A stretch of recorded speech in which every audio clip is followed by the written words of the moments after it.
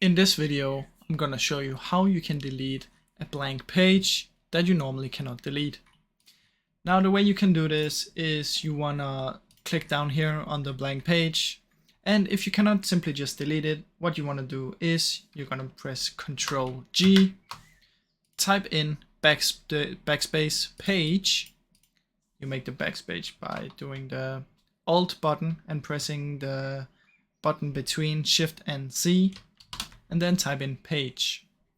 Then press go to, and then close it, and now press backspace.